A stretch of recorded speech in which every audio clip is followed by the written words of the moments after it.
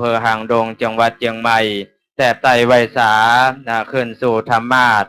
เพื่อที่จะได้เทศนาธรรมเป็นลำดับลำดาสืบไปณโอกาสบัดนี้นะครับแต่ไต่ไวสานิมนต์นะครับ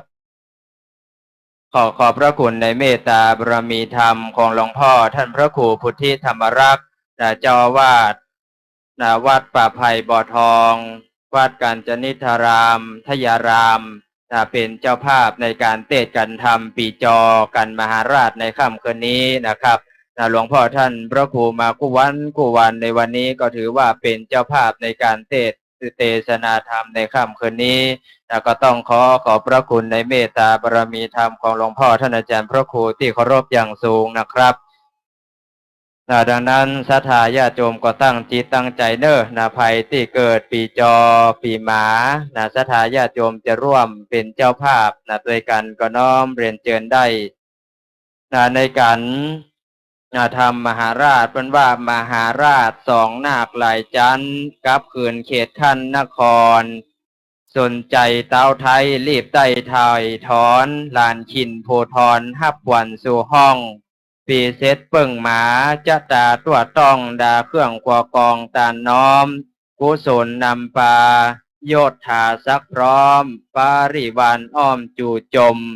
ยักเป็นเจ้าจ้างเนื้อนางสนมดนตรีพาลมม่วนเพราะหิ่งห้อยม่วนเพราะหิ่งห้อย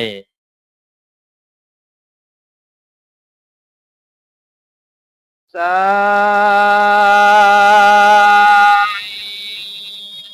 กาปาป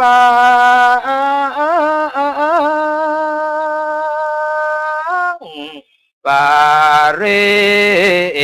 ปุณณา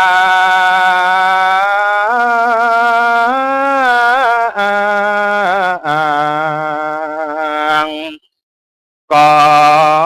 สุดเสียงไป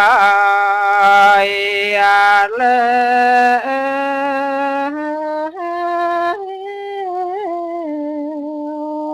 วบัดนี้ก็มาถึงการมหาลาชลงเลืองเลยปางมือพัญญาสนใจเจตุลาไทยเอาสองน้อยนาคน้องจากพระ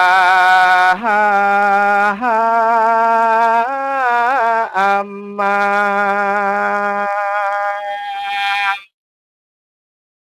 บัดนี้ขออาราธนาเนมันตนาลูกศิษย์พระพุทธาตนต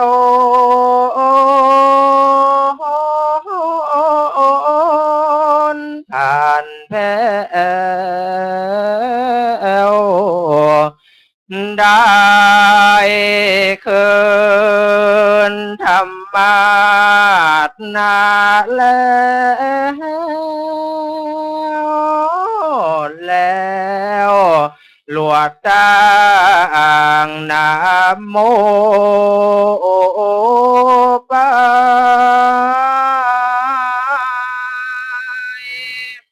อานุกัมปิมังปัจจังอาราธนังกะโรมา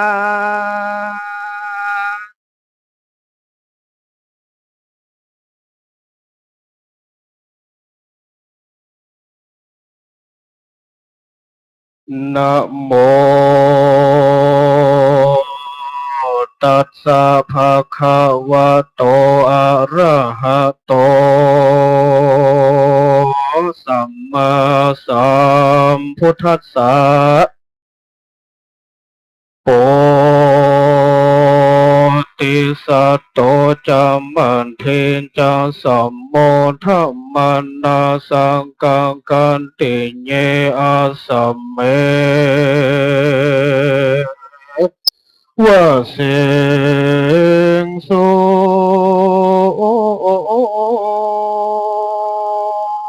โอโจจักโกเปงโกมาเรคาเหโต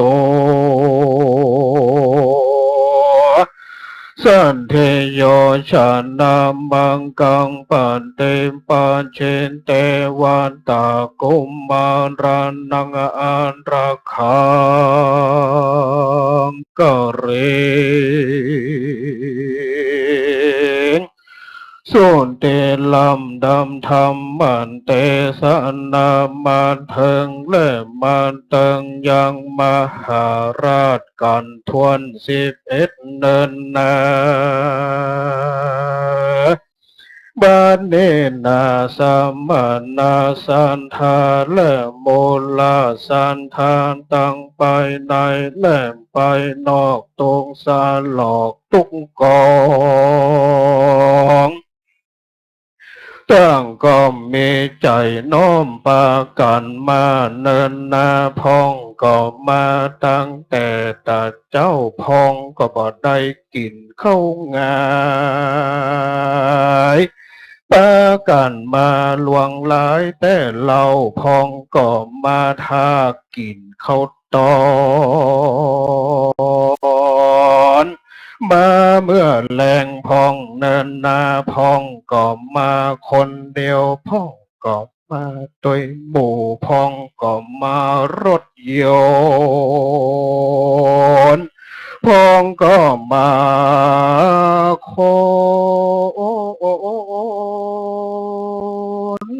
คนเดียวพ่องก็มารถมอเตอร์ไซค์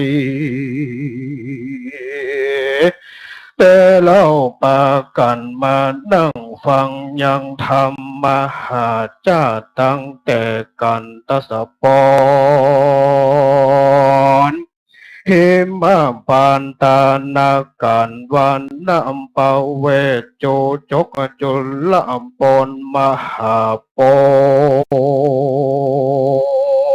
นจนนำมาเธอ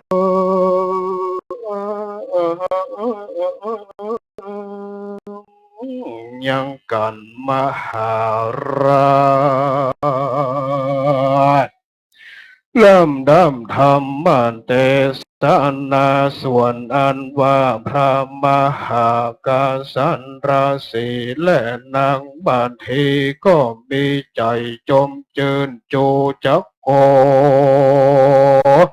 ปีส่วนนั้นว่าโจจากกามพรามปู่เทาก็เอาสองนงรามปีน้องเข้าสู่ห้องพานา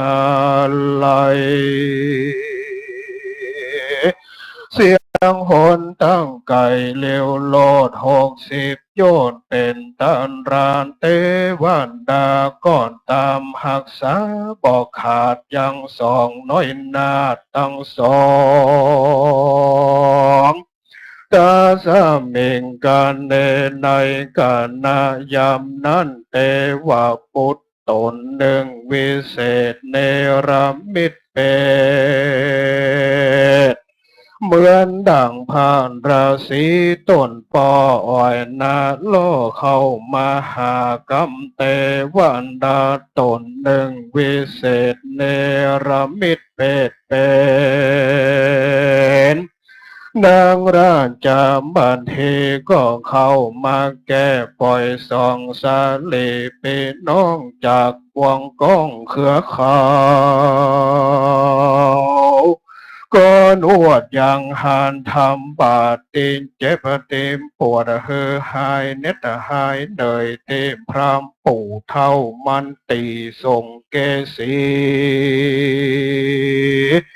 หมวดเก่าเข้าเครื่องเต็มลายประการเธอกินข้าวน้ำกินอาหารมีรสหลายหลากแล้วก็เฮินนอน เนื้ออาสนะเป็นสุขลำยิ่งบอกของขิงสวสดีนั้นแหละนะอันว่าสองกุมารอันเตวันดาลโดยรักษาบ่ขาดบ่มีพยาธิอันใดก็ไปโตย พระผู้เฒ่าส่วนอันว่าจูจักกรรมพระผู้เฒ่าอันเตวดานอดโดนใจว่ามันจังไปเมืองกาลิงการาชอันเป็นที่อยู่แห่งตนก็มันก็ไปหลง เข้าไปสู่เจตุตรนกรประมาณวันใด15 วันในคืน อันพรามจังไปรอดเต้าสนใจก็มาฝันว่าตนนั่งอยู่เป็นจารณกรรมหันใจดำนำเอาดอกบัว2 ดอกมาตั้งไว้ในหัตถากษัตริย์เจ้า ก็เอามาตั้นทรงบนหูทั้ง2 ฝันว่าละอองตกนอนลงมาเหนืออกตกลงมาเหนือตาก็มีแลโสปามโพธิตัวเต้าสนใจสัตว์ดุงตื่นดังฝัน แล้วก็มาฮือพรานตั้งหลายมาทำนายมาตำนายตายนิมิตมาสู่โรงพิจารณาพรานตั้งหลายก่อนย่อทูลสา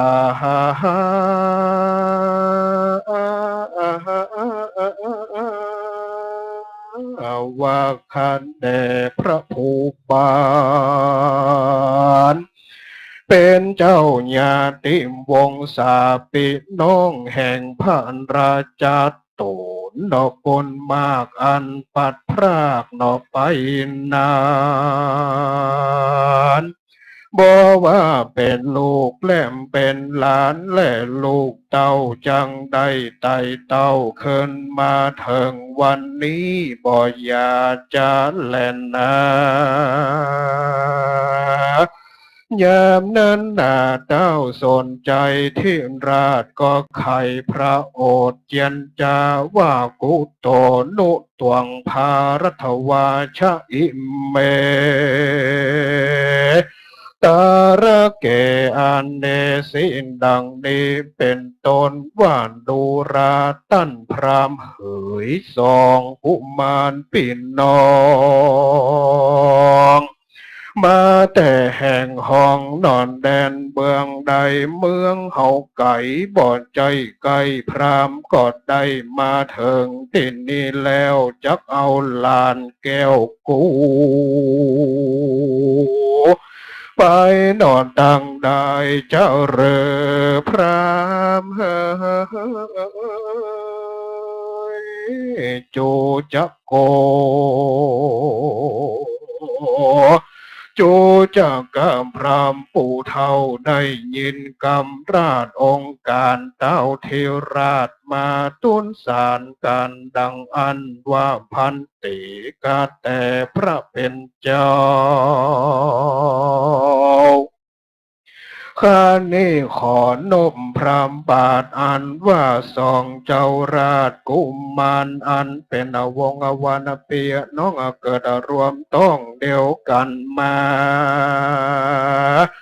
อันว่าพรานตามพระเวสสันตานราศียังอยู่ในกิริป่าไม่ได้เฮลูกแก้วแกนาไทยเป็นตานด้วยใจบานจมจืนปิติเตือนยินดี2 กุมารนันเนนะ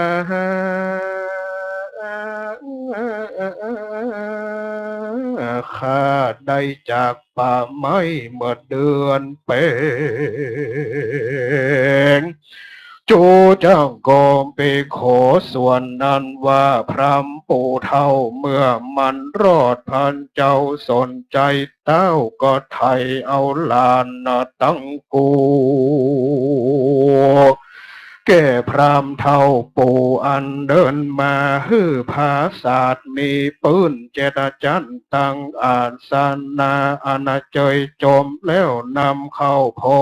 จะนะอาหารพรามนั้นน่ะมันก็มากินจุสิ่งกินลำยิ่งเหลือพามานตามมันอันกันอันอยากต้องพรามเนนามันก็มากินตามอันมันมักอาหารกัดกั้งในลำไส้ไฟต้องไม่ปอดตันต้องมันเต็มล้นปากความมันอยากจกกินเอากินเอาเมื่อมันโยเรือนบันเก่ามันได้กินก้าพักบุ้งแหลนนำพริกกับปิกุ้งแห้งเนินนาบัดนี้นาพรามเนนาก็มาป้านตึงขนมเส้นน้ำเงี้ยวน้ำยามาป้านตึงข้าวมันไก่ตั้งดอยสะเก็ดก็มาปะตึงน้ำพริกที่เผ็ดเผ็ดเนินเหล้ามาป้านตั้งแคบหมูมันก็มากินเอากินเอาโอ้อีดพระผู้เฒ่ามันก็มากินตังลาบงัวลาบควายกินตังมันก็มาเก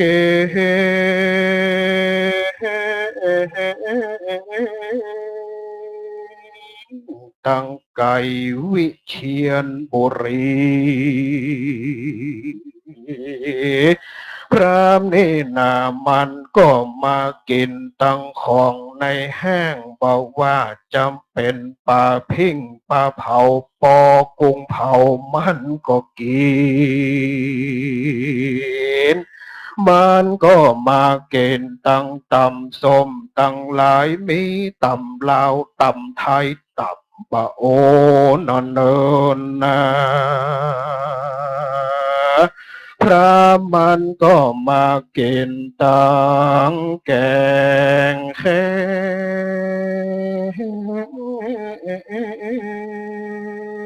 เพชรวาวีวาวีมันก็มากินตังแกงอ่อมต้มส้มจนดังสุดสาบสุบสาบนินนาจิ้นปิ้งไก่มันหูดถึงตัวมันก็มากินตังขางัว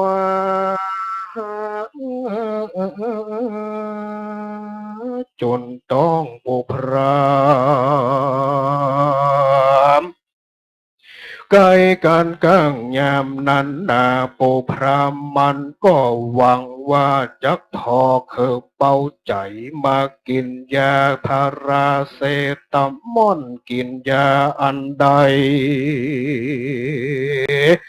มันก็ตึงเอาบ่อแป้มากินตึงยาผงหน่อยยาแดงยาแก้มันก็บ่ลงมากินยาผงเสียงสามใต้ต้องปุพรามนี่ลาวมันก็มาใกล้ปมเปงฝูงเด็กหญิ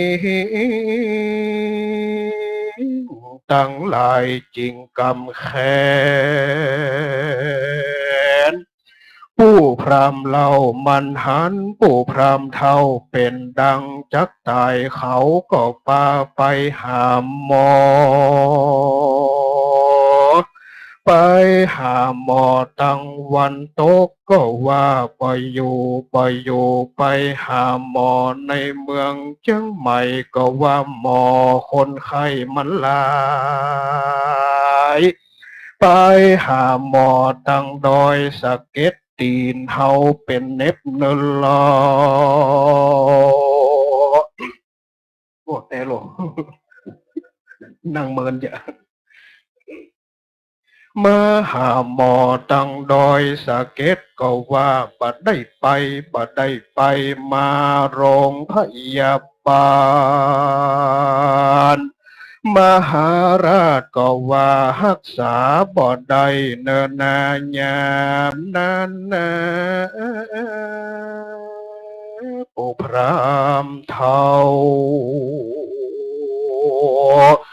เหมือนดังจังตายแต่เรามันก็มากินยาแห่งยามนั้นนาต้องมันก็ไกลแตกดังตึ้มปู่พรามตายแล้วปู่พรามตายแล้วเนอะยามนั้นนาคนตั้งหลายอยู่เนืองนั้นว่าพรามเท่าเฮานี้นาพรามเท่าเฮานี้นา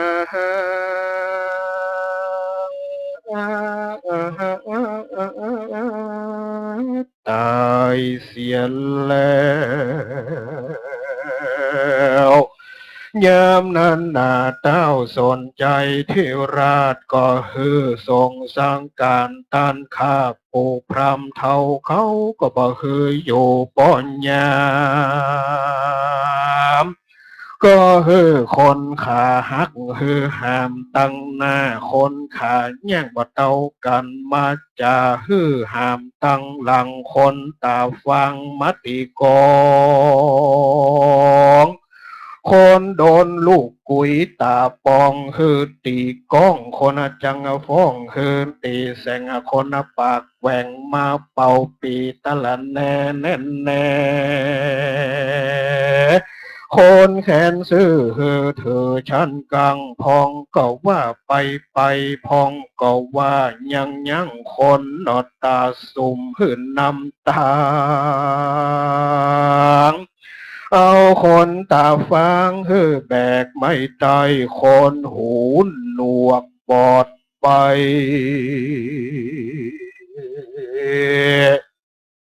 มาตีก้องตีกองคนเป็นตินปองฮือตีพาดนงผ้าขาดสุยสายเขาตั้งหลายก็มาถามกันว่าเฮาจักเสียโปพรามตินในเล่าจักเสียตินน้ำก็จักไว้หาป่าจักเสียในนาโดยสะเก็ดก็ว่าเอาไว้ปลูกหอมเนื้อลอจากไปเสียที่จอมปลวกก็จักเอาไว้กินเห็ดจักเสียที่เก้าผักเพชรก็จักว่าไว้กินดอกจักเสีย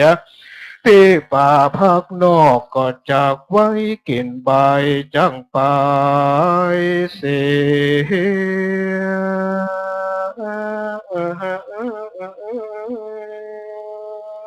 ติปัญญาเขาก็ว่าจะคืองัวควายไปกินยามนั้นนาเขาจริง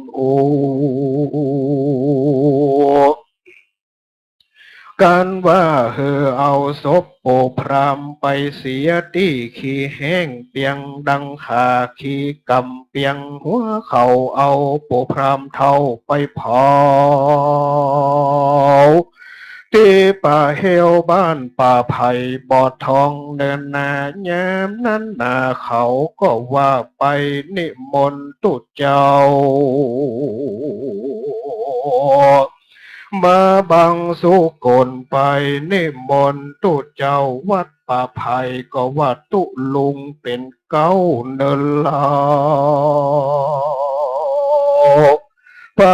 นิมนต์ตู้เจ้าวัดแม่ห้อยเงินเหลือก็ว่าบ่มีภัยอยู่วัดไปนิมนต์แม่ห้อยเงินตายก็ว่าเฮาบ่ได้ไปนิมนต์ตู้เจ้าเตไหนมันตึงบ่ได้สักลายเยิมนั้นนาเขาก็เลยไปนิมนต์ตู้เจ้าก็หันหน้าปุนดีใครหัวถึงตัวมันมีก็ขี้ขาขี้เสียน ดูเจ้าตนนี้โอก็มาเกี่ยวแถวแอวก็มากดหลังงงกดงดปนดีกว่าซ้ำสองหูมันก็มาดวกจากกำสวกปอดเจียมตัวแย้มก็มีก็ขี้ไข่สายสนุกบาทก็มาขาดเขาก็ว่าจีจั่วปะเจียงตัวมาเยินเตรียมข้างกองโลดแล้วก็มาปั่นปอนฮือโปพรำเทาว่ากุตลาธรรมาอากุตลาธรรมาโปพรำเฮ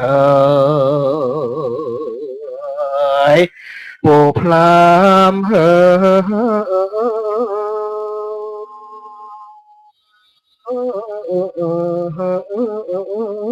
ยขอฮือปุพรามไปอยู่อเวจีปุนเนอจะได้มันนี่ไปอยู่เมืองฟ้าจุงรับกรมนาเอารับกรรมเว้นไปเนอพรามเนอแล้วก็ขอเฮยอยู่ในนั้นเมินอย่าได้มาเกิดเป็นคนเนอปุพรามเนอปุพรามเนอ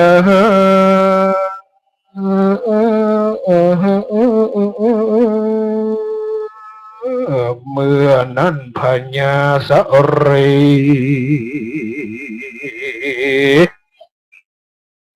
สนใจเทวราชก็ว่าฮือทรงสักการโปรพรามแล้วเต่าตนแก้วก็ฮือคนตั้งหลายตีก้องร้องเปล่าถามหาข่าวญาเต้วงศาแห่งพรำเทาหัวงอกตุกสลอกตุกกองก็บ่หันเจอจัดพรำมาเมื่อนั้นนาพระเมื่อนั้นนาของนานาบ่มีคนเฝ้าเจื้อพรามปู่เท่ามันก็เป่าเสียสูนก็คนคอในราชแหลมช้างหล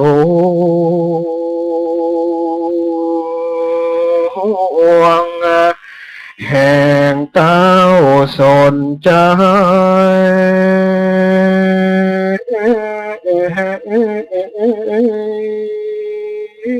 ก็มีวันนั้นแหละเด้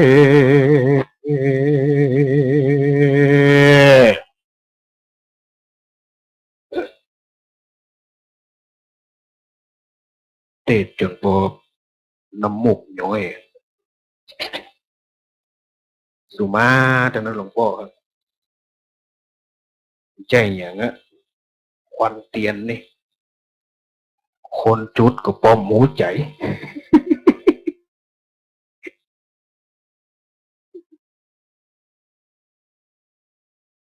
ยาธาสัพเพวะเรวะโยมปรารถนาให้สมประสงค์เหมือนดัง จันเพลเด่นดวงเต็มวงเหมือนน้ำเปี่ยมทรงสองฝั่งคงคาเหมือนแก้วมันนี้ที่เนรมิตบันดาลศักดิ์สิทธิ์สมปรารถนาลาภยศสรรเสริญสุขเพลินโอราโรคายาโรคาหมดพลันผู้หญิงคนใดอยากได้สามีให้ได้คนดีเหมือนดังไฟฝันรักกันตลอดเป็นยอดชีวันเป็นคู่เคียงกันจนสิ้นชีวิตผู้ชายคนใดอยากได้พันยาให้งามโสภายศถาทรัพย์สินให้รักงามปลอดแม่ยอดอยู่พินอยู่จนสิ้นชีวิตนับดินตามกาล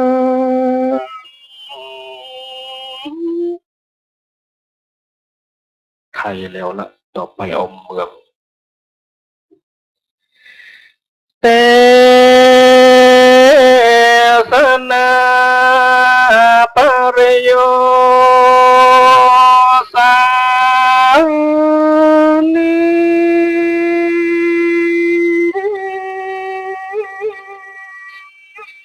ในเมื่อแล้วธรรมเทศนากานานิ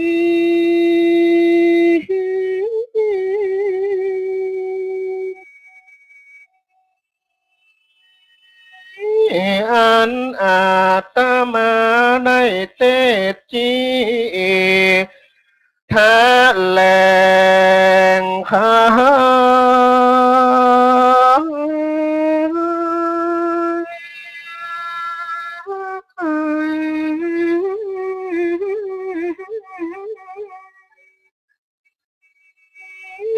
กอดจบปาริปุณังเรียบร้อยอาตมาหามอ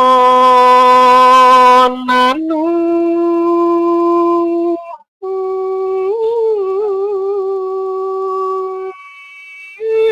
ขอ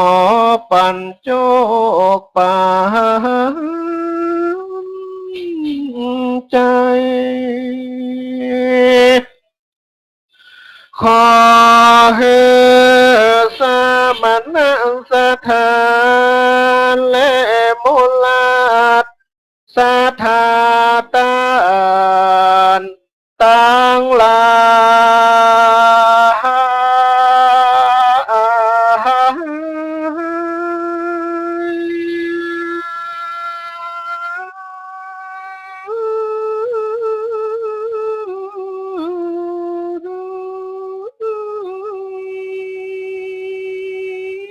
ยจุงได้มีอายุติขาเตียงมา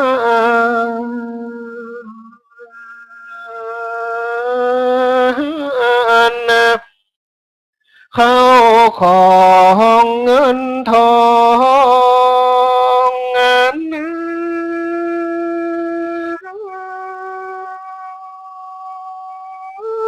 จงได้ไหลเทมาขอให้ศรัทธาเปียนุ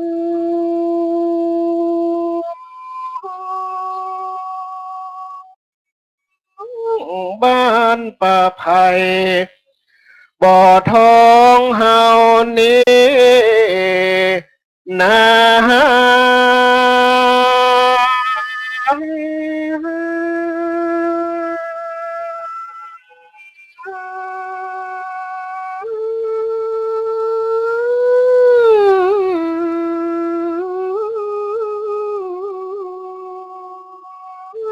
จงได้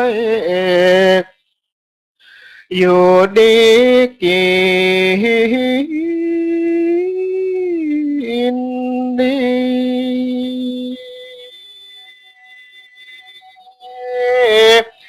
เฮื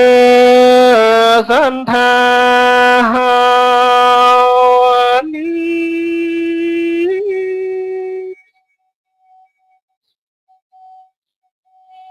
้ได้ปราศจากโรคภัยต่า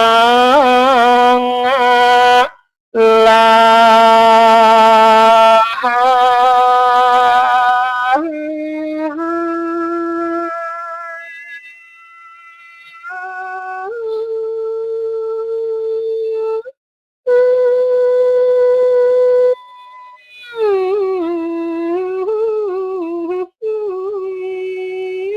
ขอ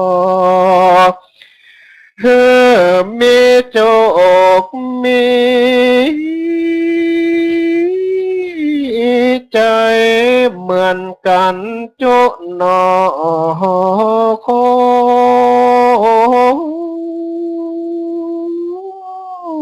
นคนก็มีโดยพากา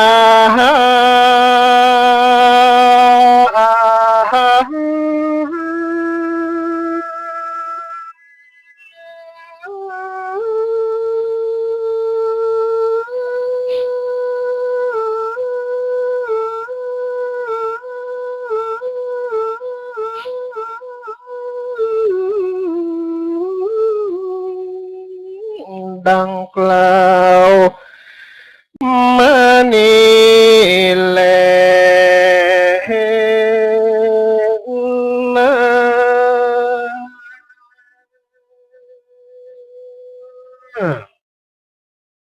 นิทิตั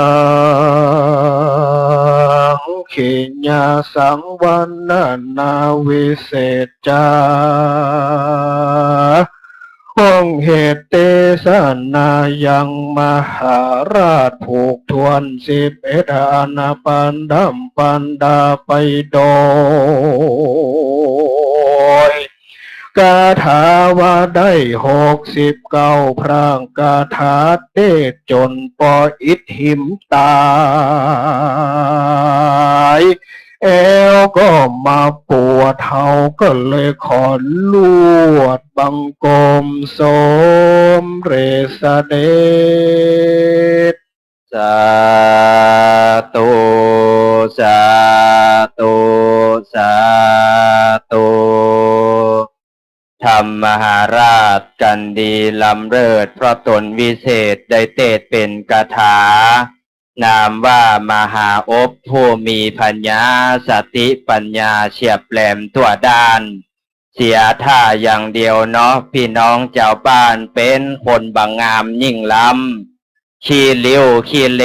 บันแนมซ้ำต่ำเตี้ยอันเนินนาย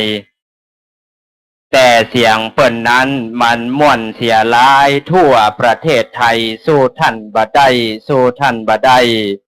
ขอขอบคุณในเมตตาบารมีธรรมของพระมหาอบนาทิโกณวัดนาหนองตองอำเภออ่างดงจังหวัดเชียงใหม่ลูกศิษย์ลูกหาของหลวงพ่อท่านพระครูธรวิสุทธิคุณเจ้าคณะอำเภอหางดง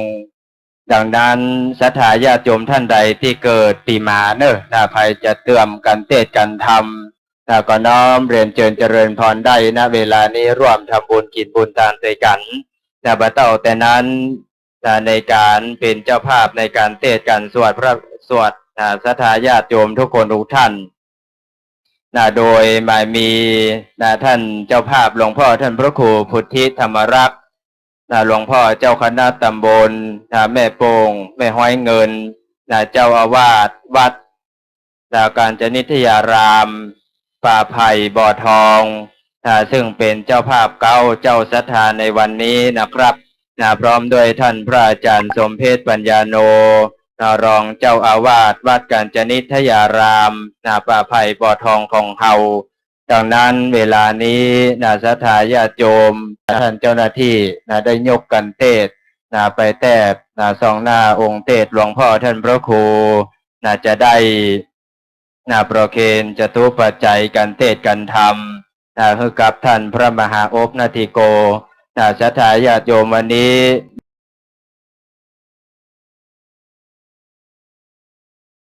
ตอนเมื่อเจ้านี่เฮาถือว่า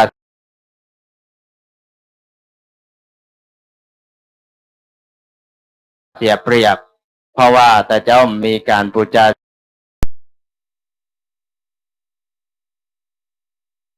ารมาร่วมอนุโมทนาบุญด้วยกันก็ต้องขอขอบคุณอนุโมทนาบุญในเมตตาของพี่น้องบรรดาคณะสัตยาทุกคนทุกท่านในเวลานี้นะครับแต่ไตรไวสาหลวงพ่อท่านพระครูผู้ที่ธรรมรักษ์หลวงพ่อท่านพระครูจะได้ประเคนการเทศน์การธรรมแต่ไตรไวสานิมนต์ครับหลังจากนั้นหลวงพ่อจะเติมกันเทศน์กะหลวงพ่อเติมแต่ประคองท่านไต่ประคองหลวงพ่อสาธุเอาลำดับลำดาต่อไปไวสานิมนต์หลวงพ่อนั่งที่รับรองเดิมนะครับเชิญศรัทธาทุกคนทุกท่านได้ฮับปอนเป็นลำดับลำดาสืบต่อไปณบัดนี้ไวสานิมนต์ครับเอาพอต้นนี่ก็จัดดีในบาทมันบักให้อันละเอาเว้ย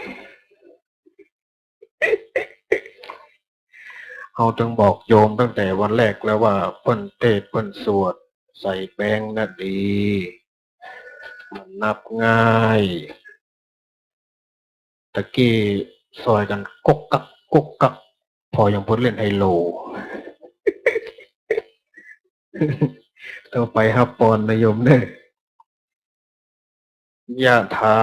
วาริวหาปุราปริปุเรนติสากรังเอวะเมวะอิโตทินังเปตานังอุปกปปติอิจิตังปฏิตังตุมหังคิปะเมวะสมิชตุสัพเพปุเรนตุสังกปาจันโทปนารโสยถามณิโชติรโสยถาดิธีนิโรธถึงตึงบัดนี้ไม่มีสมณะศรัทธาและมูลศรัทธาตั้งไปในไปนอกไปในไม่มีพระเดชพระคุณหลวงพ่อพระครูพุทธิธรรมราชตั้งโหนแห่งห้องไปนอกก็ไม่มีท่านนายกและศรัทธาผู้ใจบุญใจกุศลทุกท่านทุกคนต่างก็มีจิตเป็นกุศลตกแต่งได้ยังวัตถุตยทานคิลนาปัจจัยทั้งหลายเหล่านี้มาทะปันนาถวายเป็นทานปูจายังพระธรรมเทศนามหาจัดกันทวน11มหาราชนิมนต์ตนอาตมามาเป็นองค์เทศนามีจิตเจตนาว่าเจ้าดีสะไว้กับตนกับตัวไปหน้าก็ดีไปหาพ่อเกิดแม่เกิดเจ้ากรรมในเวรอันมีในอดีตอันมีในปัจจุบันนี้ก็ดีอันเป็นสัตว์อันเป็นมนุษย์ก็ดีตลอดถึงแผ่ไปยังเทวบุตรเทวดาเจ้าทั้งหลายที่รักษายังสถานสนามตัดที่นี้เป็นเก่าเป็นประธานก็ดีเทวบุตรเทวดาที่รักษายังปัญจอง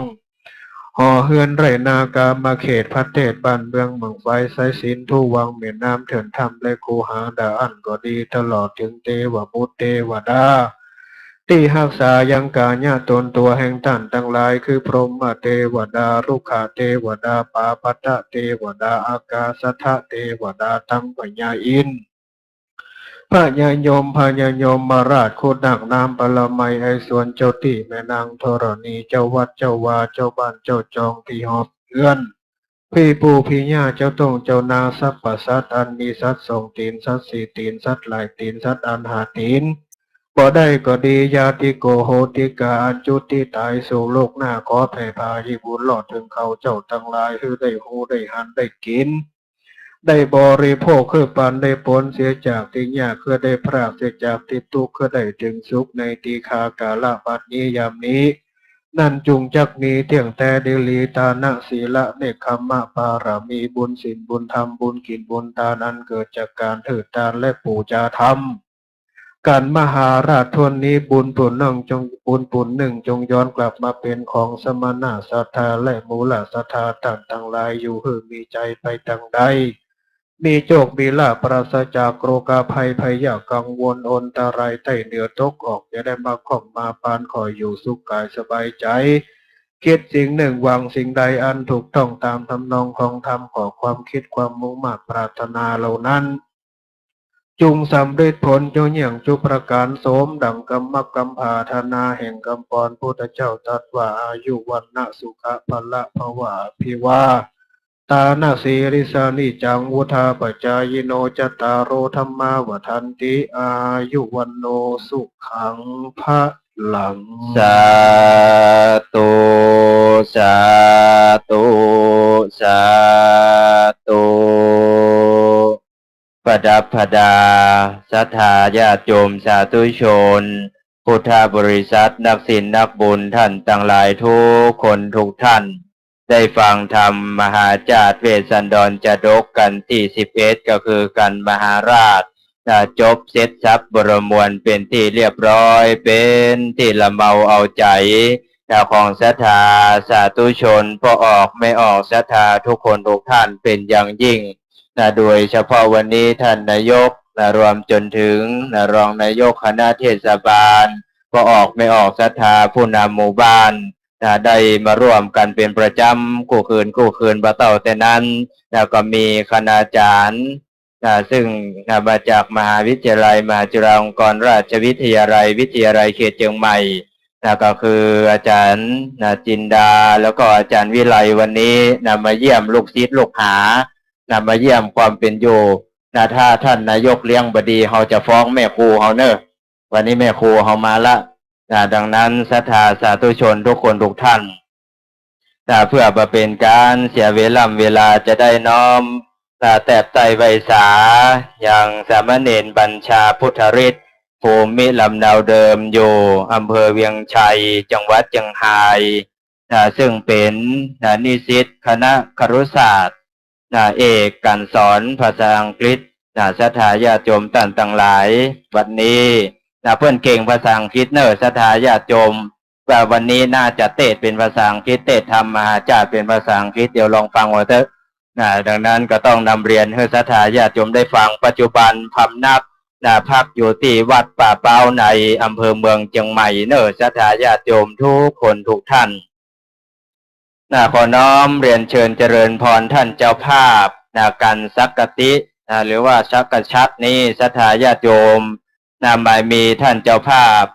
ท่านปรัตวิสูตรนางสาวสิริวัลย์ทิพณีนางสาวกัลพัสกรเด็กชายกรอักพลกุลลักษณ์คำวงน้อมเรียนเชิญท่านเจ้าภาพนั่งโซฟาด้านหน้าที่คงจะตานะครับถ้ามาก็น้อมเรียนเชิญหน้าที่2น้อมเรียนเชิญเจริญพรนายสุพจน์นางวันเพ็ญจันราชาได้เข้าสู่โคงจตาน้อมเรียนเชิญเจริญพรโซฟาด้านหน้าเลยเนิ่มเดี๋ยวท่านนายกจะบอกเนาะน้อมเรียนเชิญท่านประหลัดวิสูตรนางสาวสิริวัลย์ทิพณีนางสาวกัลพัสกรเด็กหญิงกรเด็กชายกรอักพลแล้วก็กุลลักษณ์คำวง